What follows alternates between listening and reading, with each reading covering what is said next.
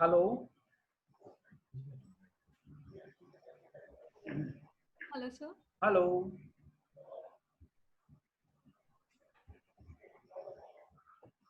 Hello hello sir, मेरी आवाज आ आ रही है रही है ना सर? मेरी? Yes sir. ठीक है। देखो, एक्टिव डायरेक्टरी जब हम इंस्टॉल करते हैं तो एक्टिव डायरेक्टरी डोमेन सर्विसेज के अंदर दो तरह के कंपोनेंट जनरेट होते हैं, क्रिएट होते हैं, या दो तरह के कंपोनेंट पे हम काम करते हैं एक्टिव डायरेक्टरी के अंदर। एक होता है फिजिकल कंपोनेंट, एक होते हैं लॉजिकल कंपोनेंट। तो फिजिकल कंपोनेंट कौन से होते हैं? जैसे डेटा स्टोरेज, आप फिजिकल मशीन पे करोगे डेटा स्टोरेज, तो इसलिए इसे फिजिकल कंपोनेंट बोला गया एक्टिव डायरेक्टरी का। डोमेन कंट्रोलर, आप एक फिजिकल मशीन पे क्रिएट करते हो, इंस्टॉल करते हो, तो इसे भी आप फिजिकल कंपोनेंट बोलोगे एक्टिव डायरेक्टरी का। Global yes sir. Catalogue server, जब हम एक्टिव डायरेक्टरी इंस्टॉल करते हैं तो एक्टिव डायरेक्टरी इंस्टॉल करते हुए जब हम एक्टिव डायरेक्टरी को प्रमोट करते हैं तो प्रमोट करते हुए एक ऑप्शन आता है ग्लोबल कैटलॉग सर्वर का। तो ये ऑप्शन बाय डिफॉल्ट सिलेक्ट रहता है। इस ऑप्शन का यूज क्या है, या ग्लोबल कैटलॉग क्या काम करता है? ग्लोबल कैटलॉग के पास जो एक्टिव डायरेक्टरी का डेटाबेस है, डेटाबेस फाइल है, उसकी एक कॉपी, यानी कि उसकी एक सेकंड कॉपी ग्लोबल कैटलॉग के पास रहती है। ठीक है ना? फर्स्ट कॉपी तो डोमेन एक्टिव डायरेक्टरी सर्विसेज के पास रहेगी .ntds.dit फाइल के अंदर, डेटाबेस फाइल में।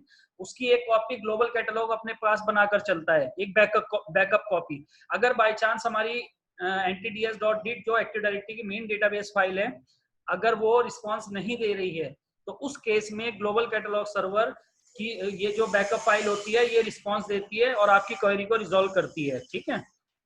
Yes RODC, read only domain controller, ये भी हमारा फिजिकल कंपोनेंट कहलाता है एक्टिव डायरेक्टरी का।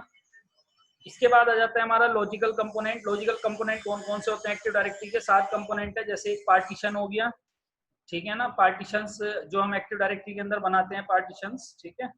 स्कीमा यस मास्टर रोल हो गया, डोमेन्स हो गया जो बनाते हैं, डोमेन ट्रीज। जैसे डोमेन ट्रीज का मतलब आपका डोमेन बनाया, उसके नीचे सब डोमेन एडीसी बनाया, फिर उसके नीचे सीडीसी बनाया, ये ट्री बन गई डोमेन ट्रीज। एक फॉरेस्ट हो यस गया, साइट्स हो गए जो हम साइट्स कनेक्शन बनाते हैं, एक कंपनी की साइट एक लोकेशन में है, दूसरी दूसरे लोकेशन में है, तो इन दोनों के बीच डेटा कैसे एक्सचेंज होगा, तो ये साइट्स हमारे लॉजिकल कंपोनेंट में आता है।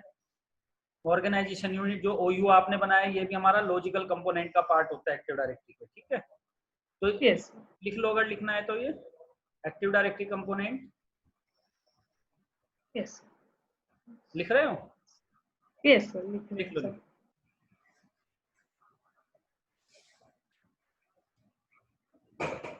हेडिंग डाल लेना ऊपर, एक्टिव डायरेक्टरी कंपोनेंट है ना। यस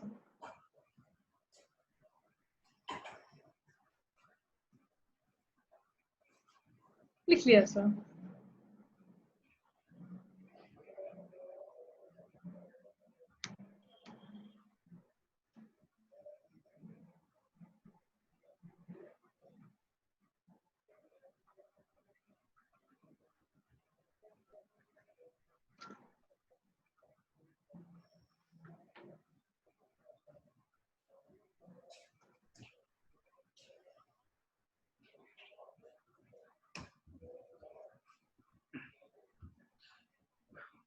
कंपोनेंट के बाद हम आते हैं, आगे बात करते हैं एफएसएमओ रोल्स, ऑपरेशन मास्टर यस रोल्स। ठीक है? ऑपरेशन मास्टर रोल के अंदर दो तरह के रोल होते हैं, एक तो forest wide operation master role होता है, एक domain wide operation master role होता है। ठीक है? Yes forest wide operation master role के अंदर दो तरह के रोल होते हैं, एक स्कीमा मास्टर रोल होगा, एक डोमेन नेमिंग मास्टर रोल होगा। इन दोनों ओके का सर। काम क्या है? पहले तो एफएसएमओ रोल समझ लो क्या है।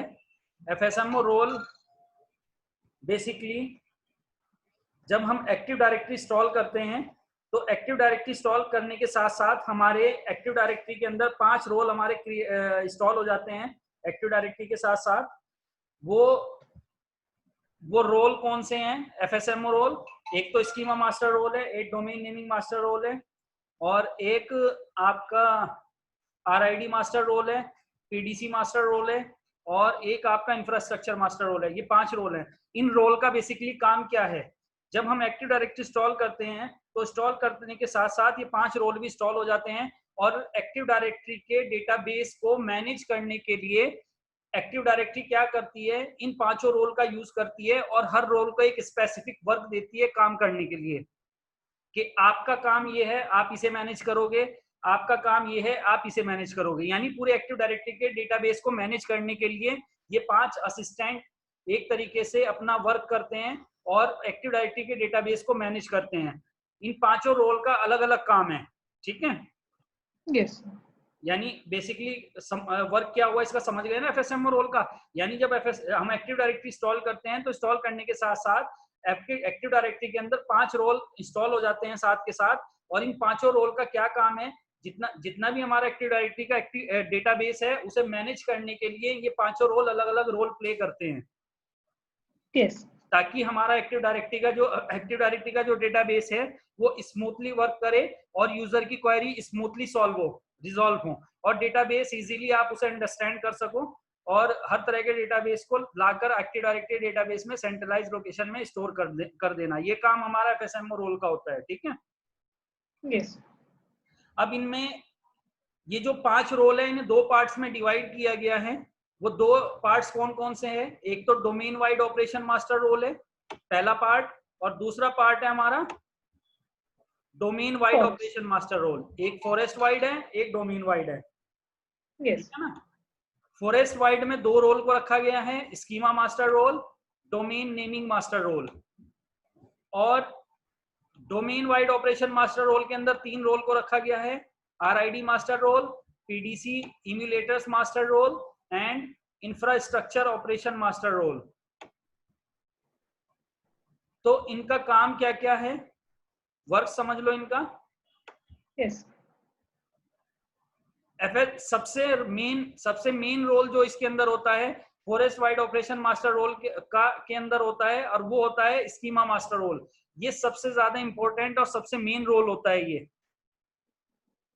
Okay, sir. Schema master role का यूज क्या है, स्कीमा मास्टर रोल के अंदर जितनी भी हमारी एक्टिव डायरेक्टरी के डेटाबेस है वो डेटाबेस की अपडेट लास्ट में आकर जो स्टोर होगी वो स्कीमा मास्टर रोल के पास होगी। यानी एक्टिव डायरेक्टरी के डेटाबेस की कंप्लीट इंफॉर्मेशन जो हमारी स्टोर होती है, कंप्लीट अपडेशन जो स्टोर होती है वो स्कीमा मास्टर रोल के पास होती है।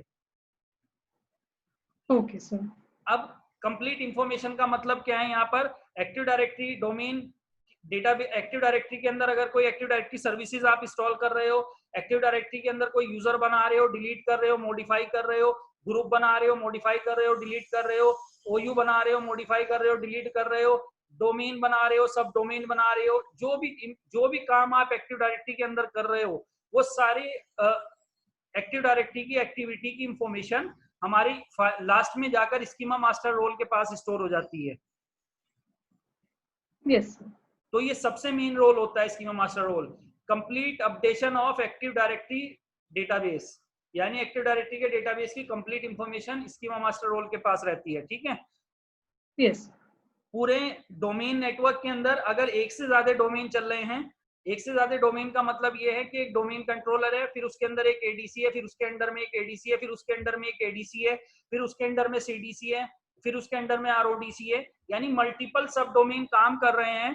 तो आपके नेटवर्क में कितने भी डोमेन कंट्रोलर इंस्टॉल्ड हों, लेकिन उनका जो डेटाबेस है सब जितने भी सब डोमेन इंस्टॉल्ड हैं उन सबका डेटाबेस आकर फाइनली जो स्टोर होगा वो स्कीमा मास्टर रोल के पास होगा, जो कि डोमेन Yes. कंट्रोलर के पास होगा। यानी ये रोल किसके पास होगा, Schema master के स्कीमा पास. मास्टर रोल के पास, ठीक है। Yes, sir. Schema master role किसके पास होगा, मेन डोमेन कंट्रोलर मशीन के पास, जो मेन डोमेन कंट्रोलर होगा, ठीक है। Yes, sir. और पूरे नेटवर्क के अंदर चाहे जितने सब डोमेन हो, लेकिन स्कीमा मास्टर रोल सिर्फ एक ही होगा।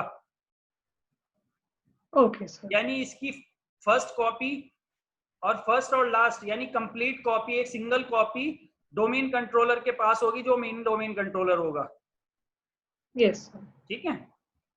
इसके Yes. बाद काम तो समझ गए ना स्कीमा मास्टर रोल का, Yes, sir. ठीक है। उसके बाद आ जाता है हमारा domain naming master role. Domain naming master role के अंदर क्या होता है, इसका काम क्या होता है, जितने भी आपके नेटवर्क के अंदर डोमेन बन रहे हैं या डोमेन रिमूव हो रहे हैं, यानी प्रमोट हो रहे हैं, डिमोट हो रहे हैं, नए डोमेन बन रहे हैं, नए डोमेन हट रहे हैं, उनके नाम की इंफॉर्मेशन, किस नाम से बना है या किस नाम का हमारा डोमेन रिमूव हुआ है। तो डोमेन नेमिंग यानी डोमेन जितने भी हमारे नेटवर्क में चल रहे होंगे, सब डोमेन एडीसी, आरओडीसी, सीडीसी जितने भी चल रहे होंगे, उनके नाम की इंफॉर्मेशन हमारे डोमेन नेमिंग मास्टर रोल के पास होती है, ये उनको मैनेज करते हैं। जैसे जब आप सीडी बनाते हो, जब आप डीसी के अंडर में एडीसी बनाते हो, एडिशनल डोमेन कंट्रोलर, तो जो हमारा डीसी होता है, डोमेन नेमिंग मास्टर रोल, ये भी हमारे मेन डोमेन कंट्रोलर के पास ही होता है, जैसे स्कीमा मास्टर रोल होता है।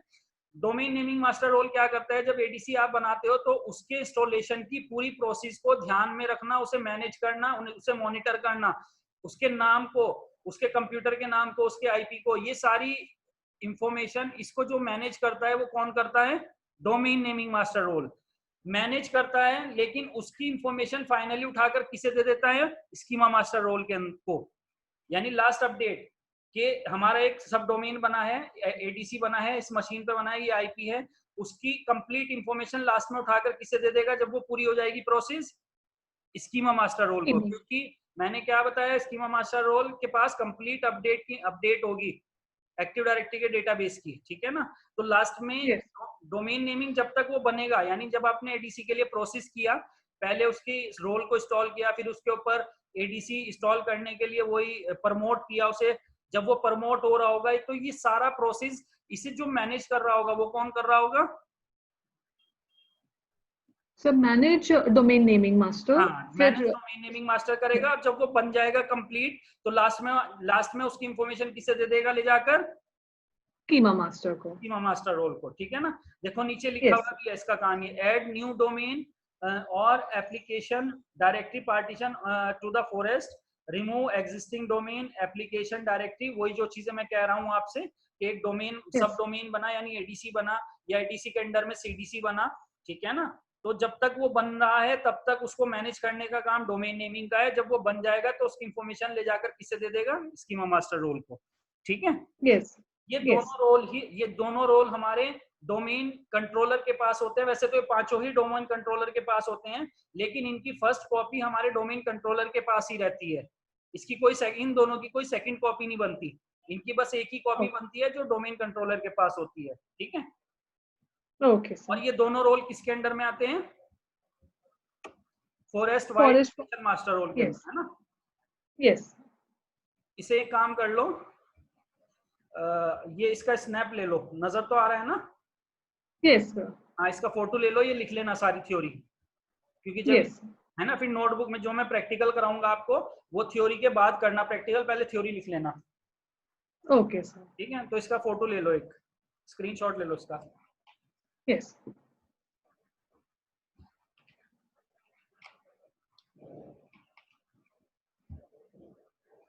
ले ली सर। ले ली। यस। कोड ले लो, इसको डोमेन वाइड की भी ले लो, फिर इसे भी समझाता हूं मैं।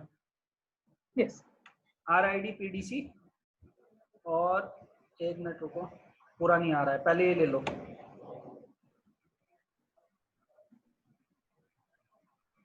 ले ली सर। ले ली। और अब इसकी ले लो इंफ्रा की।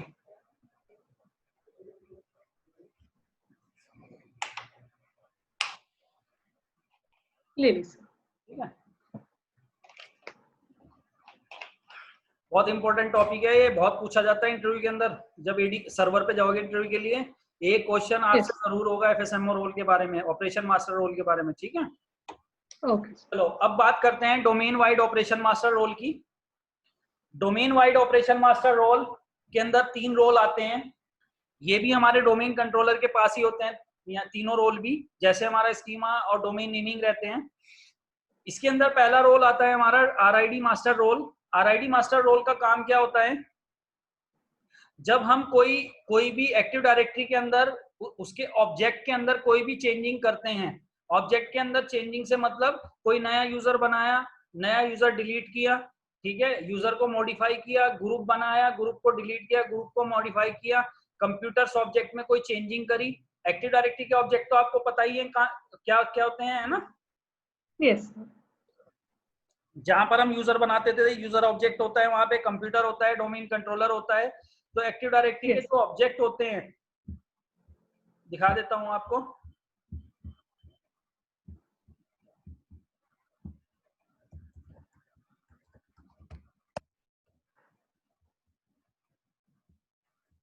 एक्टिव डायरेक्टरी के ऑब्जेक्ट,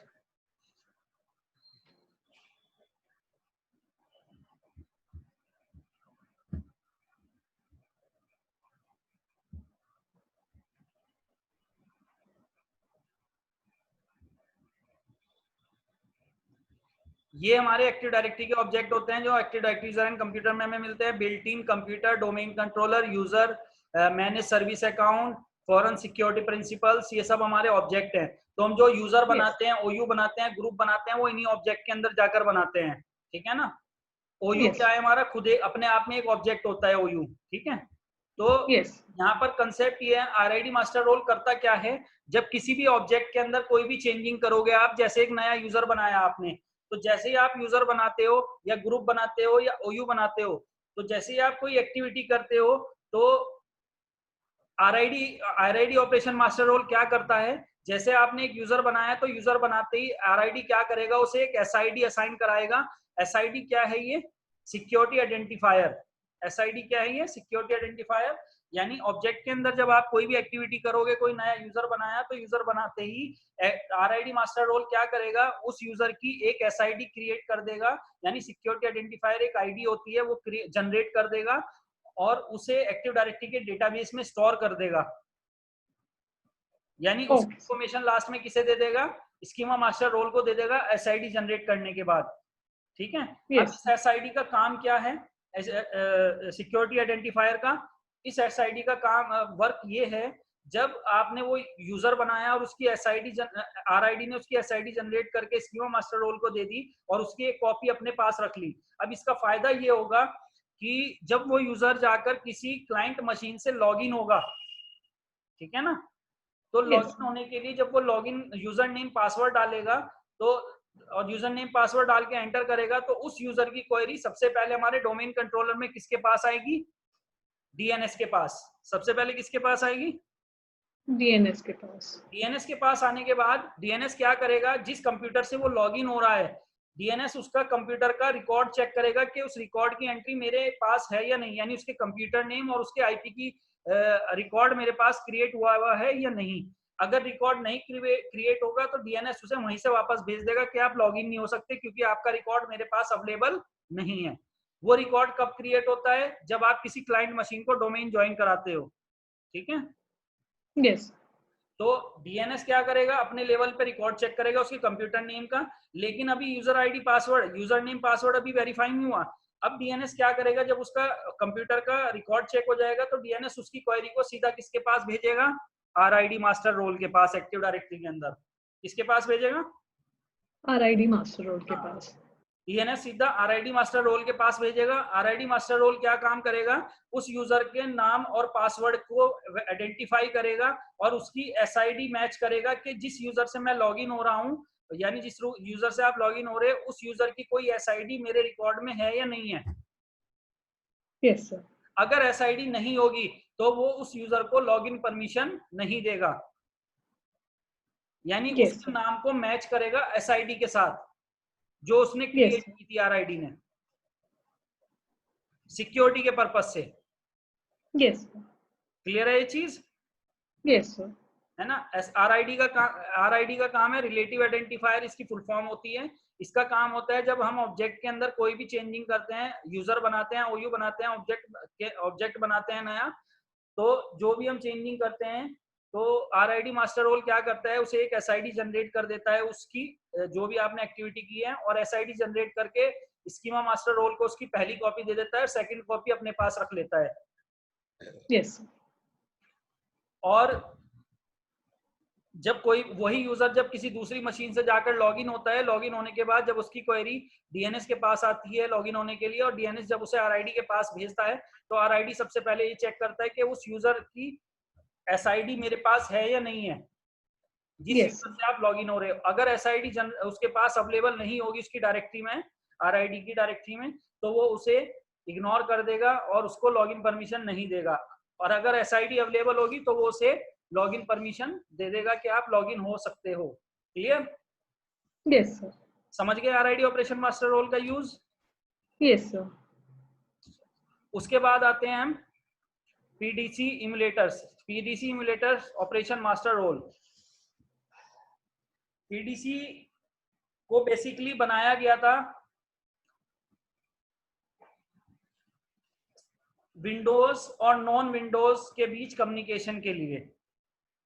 जैसे Okay. हमारा जो डोमेन कंट्रोलर है वो माइक्रोसॉफ्ट विंडोज पे है और हमारी जो क्लाइंट मशीन है वो लाइनेक्स पे है। लाइनेक्स या दूसरा ऑपरेटिंग सिस्टम है, ठीक है। Yes.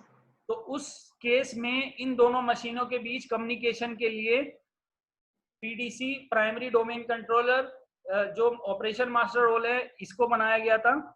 लेकिन अब इसका यूज इतना नहीं रहा, पीडीसी का एक्चुअली ये यूज नहीं रहा कि डिफरेंट विंडोज के बीच को सिंक कराना और जो क्लाइंट मशीन है जो डिफरेंट वर्जन पे चल रही है उसे माइक्रोसॉफ्ट सर्वर के साथ कम्युनिकेट कराना। अब इसका ये रोल नहीं रहा। एक्चुअली अब इसका एक नया रोल आ गया है जो अब ये काम करता है मेन, ये हमारे टाइम को सिंक करता है। टाइम Okay, कैसे sir. सिंक करता है? जैसे आपकी कंपनी का जो हेड ऑफिस है, जहां पर डेटा सेंटर है, जहां पर मेन डोमेन कंट्रोलर रखा है, वो रखा है यूएस में Yes. कंपनी का। लेकिन उस कंपनी ने क्या किया, एक साइट ओपन करी सिंगापुर में ही, एग्जांपल के तौर पे सिंगापुर में अपनी Yes. साइट बनाई और वहां पर क्या किया, डोमेन कंट्रोलर तो हमारा कहां पर है, यूएस में, जहां पर डेटा सेंटर है। लेकिन उसी का एक एडिशनल डोमेन कंट्रोलर उसने क्या किया, कंपनी ने एक सिंगापुर में उसका एक बैकअप डेटाबेस बना दिया एडीसी के नाम से, यानी एडीसी इंस्टॉल कर दिया वहां पर। तो एडीसी का मतलब क्या है, एडिशनल डोमेन कंट्रोलर, यानी जो डेटाबेस डीसी के पास होगा वही डेटाबेस हमारा एडीसी के पास होगा। यानी जो सिंगापुर लोकेशन में साइट खुली है उस साइट में भी वही डेटाबेस होगा एडीसी के पास जो डीसी के पास होगा। अब कंसेप्ट यहाँ पर ये है, आपने जो सिंगापुर में साइट है, अगर वहां पर एडीसी के अंदर कुछ यूजर बनाए तो एडीसी का तो मतलब ये है कि साथ के साथ वो सिंक डेटाबेस को सिंक करेगा एडीसी के साथ, Yes, sir. सॉरी डीसी के साथ, अगर आप एडीसी पे बनाते हो, है ना। Yes, sir. है ना, आपने सिंगापुर लोकेशन में जहां पर एडीसी रखा है वहां पर 2-3 यूजर बनाए और यूजर बनाने के बाद अब एडीसी का तो काम ये है कि जितना भी डेटाबेस बनेगा उसके अंदर चेंजिंग होगी, उसकी इंफॉर्मेशन वो किसे देगा, डीसी, यानी डीसी के डेटाबेस में अपडेट करेगा उसे, ठीक है। Yes, sir. लेकिन यहाँ पर प्रॉब्लम ये आती है कि जब आपकी 2 साइट्स हैं और डिफरेंट लोकेशन में है और वहां पर जो है टाइम का भी जो टाइम का मैनेजमेंट है वो मिसमैच है। कैसे? अब जब यूएस में जो आपका जब आप डोमेन कंट्रोलर पे काम करते हैं, आपका जो डोमेन कंट्रोलर है तो वो यूएस जोन के हिसाब से वहां पर टाइम चल रहा है, यानी रात के 12 बज रहे हैं। लेकिन सिंगापुर में आते आते जहां आपने एडीसी इंस्टॉल किया है वहां पर जो आपका टाइम चल रहा है वो दिन के 12 बज रहे हैं, यानी वहां पर 12 PM हो रहे हैं सिंगापुर में, और जो आपका यूएस है वहां पे 12 AM हो रहे हैं। तो time zone Yes, change sir. हो गया।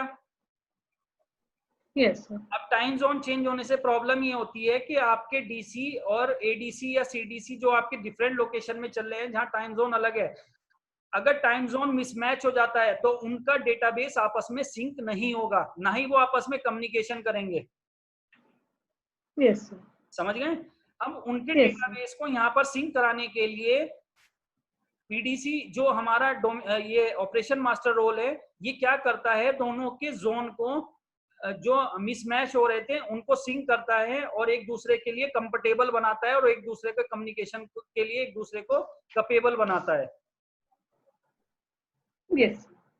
है ना। यानी जब हमारे एडीसी जो सिंगापुर में है वहां 12 PM हो रहे हैं, जब वहां से डेटाबेस चलेगा तो वो यूएस जाते जाते वहां पर पीडीसी क्या करेगा, उसे यूएस के हिसाब से उसके टाइम को चेंज कर देगा ताकि जो यूएस में हमारा डोमेन कंट्रोलर रखा है उसकी इंफॉर्मेशन वहां पे स्टोर हो सके। Yes. क्लियर है ये चीज?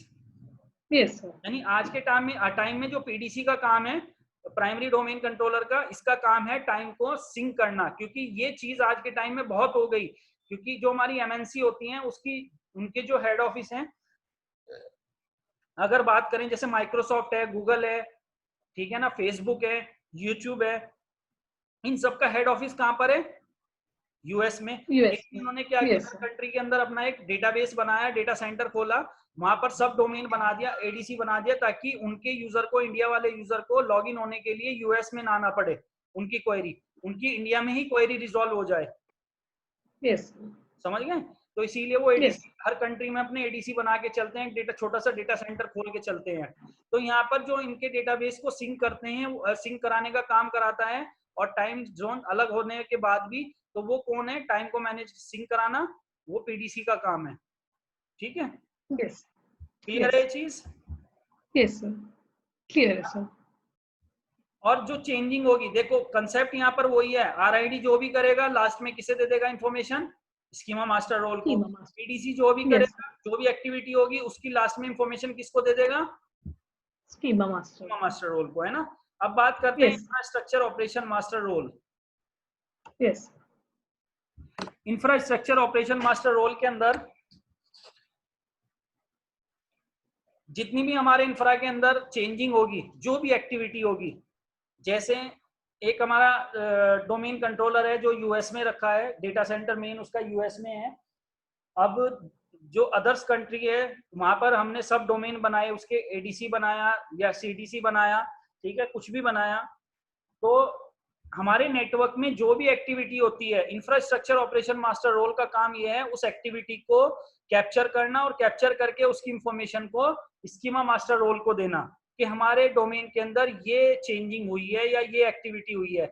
एग्जाम्पल, यूजर बन रहा है, यूजर डिलीट हो रहा है, आरआईडी क्या कर रहा है, एसआईडी बना के उसे स्कीमा मास्टर रोल को दे रहा है जब बन रहा है। लेकिन ये जो एक्टिविटी हुई है, इस एक्टिविटी की इंफॉर्मेशन इंफ्रास्ट्रक्चर को पहले पता चलेगी, और इंफ्रास्ट्रक्चर इस चीज को फिर स्कीमा मास्टर रोल को बताएगा कि एक नया यूजर बना है इस नाम से। Yes. क्लियर है? यानी इंफ्रास्ट्रक्चर Yes. मास्टर रोल का काम, इंफ्रा में पूरे टोपोलॉजी के अंदर कोई भी चेंजिंग होती है, यूजर बनता है, यूजर डिलीट होता है, ग्रुप बनते हैं, ग्रुप डिलीट होते हैं, और इसके अलावा हमारे डोमेन बन रहे हैं, डोमेन हट रहे हैं, कोई भी चेंजिंग हो रही है हमारे डोमेन नेटवर्क के अंदर, वो सारी एक्टिविटी की इंफॉर्मेशन को कैप्चर करके, कलेक्ट करके, लास्ट में जाकर स्कीमा मास्टर रोल को देने का काम इंफ्रास्ट्रक्चर मास्टर रोल करता है। क्लियर है? Yes. Yes. ठीक है। अब यहाँ पर पांचों रोल क्लियर है ना, कोई दिक्कत तो नहीं इसमें, समझ गए ना? Yes, sir. अब यहाँ पर देखो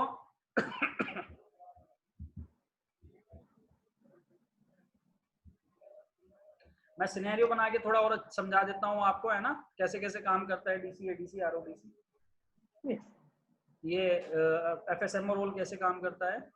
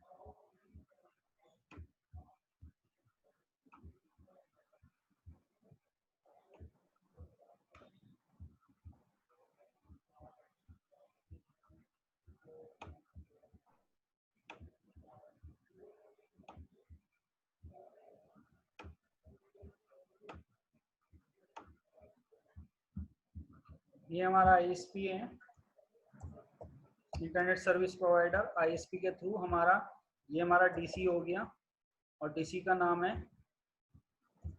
MIS.com।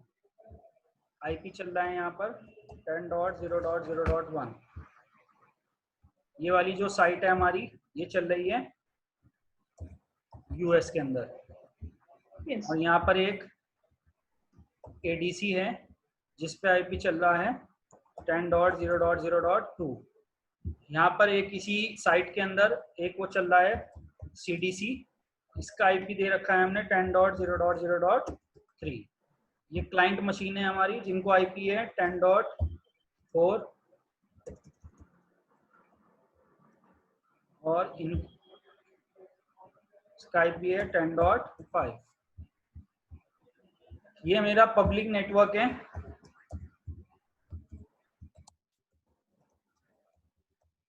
और ये हमारा क्या है, प्राइवेट नेटवर्क। यहाँ पर भी ये जो लोकेशन है हमारी, ये तो इधर जो हमारी ये एक साइट है, ये साइट हमारी चल रही है सपोज सिंगापुर में। Yes. और यहाँ पर हमने क्या किया, एक ADC बनाया पहले और उसको IP दिया 10.0, सॉरी यहाँ पर अलग नेटवर्क चल रहा है 20 का 20.0.0.2.1। यहाँ पर एक CDC भी चल रहा है अपना CDCN का अलग यहाँ पे, और यहाँ इसको IP दिया हमने 20.2। ये मशीन है 20.3, 20.4 और 20.5।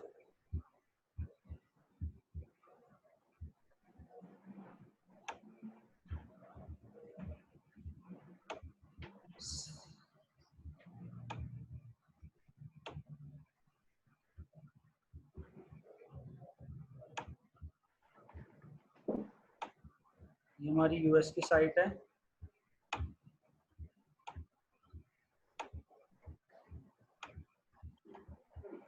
ये हमारी सिंगापुर की साइट है। ठीक है, अब देखो यहाँ पर नेटवर्क समझ गई है हमारे पास है। जो हमारा मेन डोमेन कंट्रोलर है वो US में रखा है, ठीक है ना, और इस डोमेन नेम है MIS.com। DC डोमेन कंट्रोलर, उसी के प्राइवेट नेटवर्क में एक ADC बना रखा है हमने DC का बैकअप, और एक CDC बना रखा है मेल सर्वर के लिए। Yes. इसी तरीके से सिंगापुर में भी हमने क्या किया, इसका एक ADC बनाया, सब डोमेन बनाया और एक CDC बनाया, और बाकी यहाँ पर क्लाइंट है। अब कंसेप्ट यहाँ पर ये है कि FSMO रोल्स कैसे काम करेंगे। यहाँ पर 5 रोल हैं। पहला रोल है हमारा फॉरेस्ट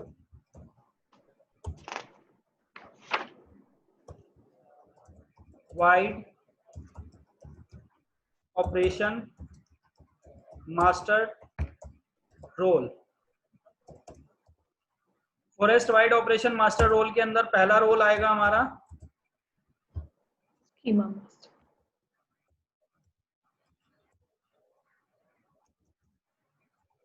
स्कीमा मास्टर रोल, और दूसरा आएगा हमारा Domain naming master role. Domain naming master role. इसके अलावा एक होगा हमारा domain wide operation master role. 3 role जो आएंगे हमारे डोमेन वाइड में आएंगे। Domain wide operation master role,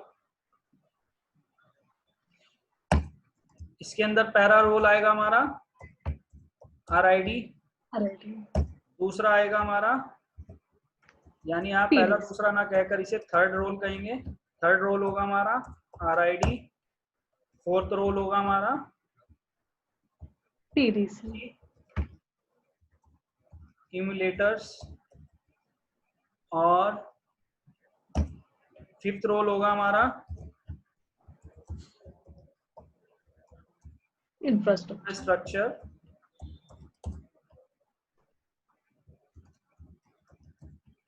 operation master, ठीक है। Yes. ये हमारे रोल होंगे, FSMO रोल, 5 रोल है ना। अब देखो यहाँ पे Yes. कंसेप्ट समझो।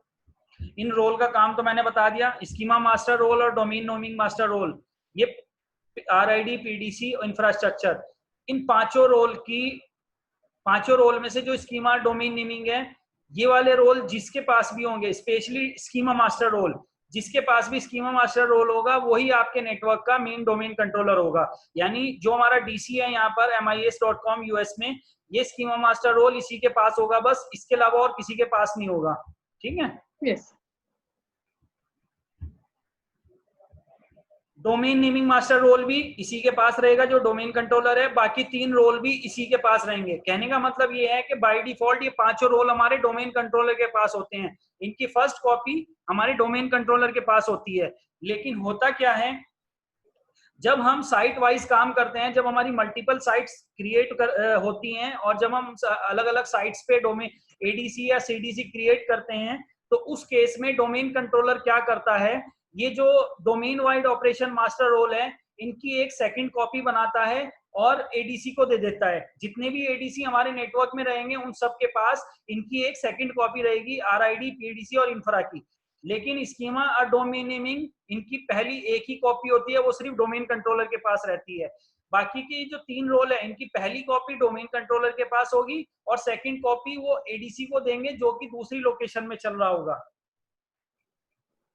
Yes. ऐसा क्यों, इसका रीजन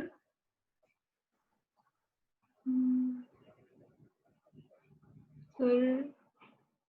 देखो, पांचों रोल जो हैं, पांचों role by default domain controller के पास ही होंगे, लेकिन जब Yes. हम डिफरेंट लोकेशन में जाकर एक ADC बनाएंगे, सिर्फ ADC को देगा ये। जब ADC बनाएंगे तो ADC बनाने के बाद डिफरेंट लोकेशन में डोमेन कंट्रोलर क्या करेगा, ये जो domain wide operation master role है, इन तीनों रोल की एक सेकंड कॉपी बनाएगा और वो सेकंड कॉपी जो सेकंड कॉपी है वो किसको असाइन कर देगा, ADC, उस ADC को कर देगा जो डिफरेंट लोकेशन में चल रहा है। ऐसा क्यों,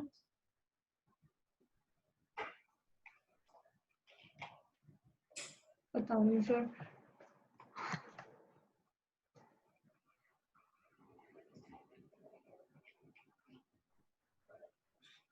ऐसा वो इसलिए करेगा क्योंकि ये जो यहाँ पर मशीनें रखी हैं, क्लाइंट मशीनें, अगर वो यहाँ पर जो ADC रखा है, RID, PDC और इंफ्रास्ट्रक्चर की एक कॉपी अगर वो इनके पास नहीं रखेगा, तो प्रॉब्लम ये होगी कि इन यूजर को लॉगिन होने के लिए इनकी क्वेरी US में जाएगी और डोमेन कंट्रोलर के पास क्वेरी जाकर रिजॉल्व होगी, डिले। Yes sir. है ना। तो इससे क्या होगा, उसका प्रोसेस स्लो हो जाएगा, यानी उसकी लॉगिन परमिशन में टाइम लगेगा, क्योंकि इसकी क्वेरी US जा रही है लॉगिन होने के लिए डोमेन कंट्रोलर के पास, उसकी क्वेरी वहां जाकर रिजॉल्व हो रही है। तो इसीलिए DC क्या करता है, क्योंकि यूजर को लॉगिन होने के लिए, ग्रुप को वर्क करने के लिए, OU को वर्क करने के लिए RID के पास अथॉरिटी होती है, इसके पास RID के पास SID होती है, तो ये लॉगिन परमिशन दे सकता है। Yes sir. तो DC क्या करता है, इन तीनों रोल की एक कॉपी ADC को दे देता है। अब जब वो यूजर लॉगिन होने के लिए यूजर नेम पासवर्ड डालता है, तो उसकी क्वेरी सीधी वहीं के लोकेशन में जो ADC रखा है उसके पास जाती है और वहां पर जाकर RID में जाकर उसकी SID चेक होती है और उसे लॉगिन परमिशन वहीं से मिल जाती है। उसकी क्वेरी को DC के पास आने की जरूरत नहीं है। लेकिन जब उसे लॉगिन परमिशन वहां से मिल जाएगी, उसके बाद इंफ्रास्ट्रक्चर मास्टर रोल क्या करेगा, वो जो एक्टिविटी हुई है उस एक्टिविटी की इंफॉर्मेशन सीधा DC को दे देगा कि हम, मेरे इस नेटवर्क में ये यूजर लॉगिन हुआ है इस मशीन से, क्योंकि मास्टर रोल को पता होना जरूरी है। यस। मतलब ADC कहीं भी चल रहा हो दुनिया के किसी भी कोने में, लेकिन उस पे जो एक्टिविटी होगी उसकी लास्ट अपडेट हमारे स्कीमा मास्टर रोल के पास जाएगी। यस। क्लियर है ये चीज? यस सर, क्लियर है सर। जो ये पांचों रोल है, पांचों रोल हमारे डोमेन कंट्रोलर के पास रहते हैं, लेकिन जो domain wide operation master role के अंदर 3 रोल आते हैं, इन तीनों रोल की पहली कॉपी डोमेन कंट्रोलर के पास रहती है और इन्हीं की एक वो सेकंड कॉपी बनाता है। और जितने भी एडीसी हम बनाएंगे, चाहे तो सेम लोकेशन में बनाएं और चाहे डिफरेंट लोकेशन में बनाएं, सबको इनकी एक एक कॉपी असाइन कराता चला जाएगा डीसी। Yes sir. क्लियर है? ताकि यूजर को लॉगिन होने के लिए टाइम ना उसको टाइम ना लगे और उसे लॉगिन परमिशन एकदम से मिल जाए उसकी सेम लोकेशन से, उसकी क्वेरी उसके नेटवर्क से बाहर ना जाए। यस। क्लियर है ये चीज? Yes sir. समझ रहे हो क्लियर ना है सर। एक्टिव डायरेक्टरी के डेटाबेस को किस तरह मैनेज कर रहे हैं ये रोल पांचों? Yes sir. है ना? ये फोटो खींच लो, ये सिनेरियो बना लेना जब मैं प्रैक्टिकल कराऊंगा ना आपको। Yes sir. ये प्रैक्टिकल हम नेक्स्ट वीक करेंगे क्योंकि इसके लिए मुझे पूरा सेटअप रेडी करना पड़ेगा, है ना। डीसी एडीसी 2 मशीनें चाहिएंगी इसके लिए मुझे, ठीक है। तो यस। नेक्स्ट वीक हम इसका एफएसएमओ रोल का प्रैक्टिकल करेंगे। Sure sir. क्लियर है? Yes sir. बाकी क्लियर है सर। समझ गए ना इसका? यस सर, समझ गई सर।